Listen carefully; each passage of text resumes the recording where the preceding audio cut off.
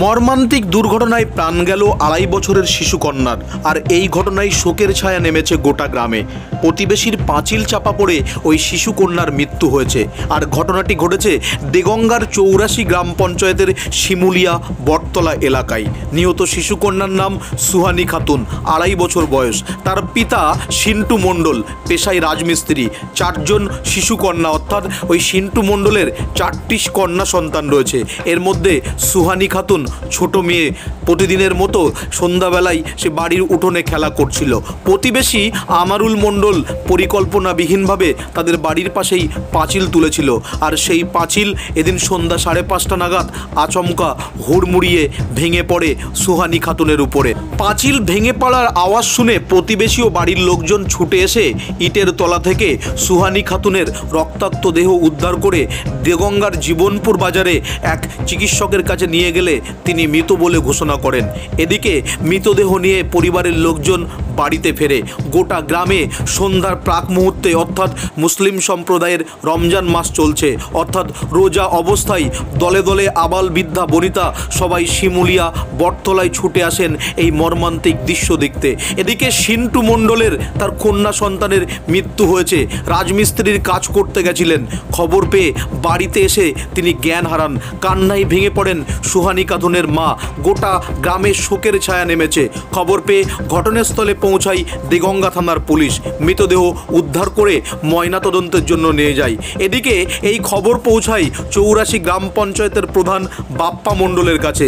তিনি সন্ধ্যার পরে ৮৪ গ্রাম পঞ্চায়েতের উপপ্রধান লিয়াকাত আলী সাগরকে নিয়ে ঘটনাস্থলে আসেন। পরিবারের পাশে থেকে সার্বিক সহযোগিতা করার আশ্বাস দিয়েছেন ৮৪ গ্রাম পঞ্চায়েতের প্রধান বাপ্পা মণ্ডল ও উপপ্রধান লিয়াকাত আলী সাগর। পাশাপাশি লিয়াকাত আলী সাগর জানান, এই ঘটনাটি অত্যন্ত দুঃখজনক, মর্মান্তিক। ওই পরিবারের পাশে থেকে ৮৪ গ্রাম পঞ্চায়েত সার্বিক সহযোগিতা করবে, এমনটি তিনি আশ্বাস দেন। এখানে একটা পাঁচিল ছিল, নিচে ভালো করে ভিতটা একটু মজবুত ছিল না। পাঁচিলটা আচমকা পড়ে যেয়ে একটা ফুলের মতো বাচ্চা মারা গেছিলো। জীবনপুরে নিয়ে গেল ডাক্তারের কাছে, ডাক্তার মৃত বলে ঘোষণা করলো। আমরা নিয়ে এলাম। পাঁচিলটা আবার এখনও সেরকমভাবে আছে। বাচ্চাটির বয়স কত? বাচ্চাটির বয়স ২.৫ বছর। কি নাম বাচ্চাটির? নাম রূপসানা।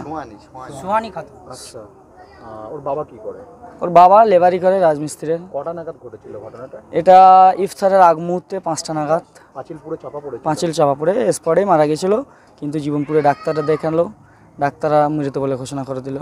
বাবার নাম? বাচ্চাটির বাবার নাম? বাচ্চাটির বাবার নাম সিন্টু বলে ডাকে, রাজমিস্ত্রি লেবারে কাজ করে। আমরা সব প্রতিবেশী আত্মীয়, সব একই জায়গারই লোক। আপনার নাম? আমার নাম ইমরাউল ইসলাম। এই রমজান, পবিত্র রমজান মাস চলছে। ঠিক ইফতারের প্রাক মুহূর্তে শুনলাম যে একটা দুর্ঘটনা ঘটেছে। একটা বাচ্চা মেয়ে, ফুলের মতো মেয়ে, পাঁচিল চাপা পড়ে সে মারা গেছে। তো এই অভাবনীয় ক্ষতি এবং এই দুঃখজনক ঘটনা, এর বিবরণ দেওয়া আমাদের পক্ষে সম্ভব নয়। তো আমরা পঞ্চায়েতের পক্ষ থেকে যখনই শুনলাম, আমাদের প্রধান সাহেবের উপস্থিতিতে আমি নিজে এলাম এবং পঞ্চায়েত বডি সকলেই এলো বাচ্চাটার পরিবারের প্রতি সমবেদনা জানাতে এবং তার পরিবারের পাশে দাঁড়িয়ে যেটুকু আমাদের করণীয় কাজ সেটুকু আমরা সাধ্যমতো আমরা করার চেষ্টা করেছি।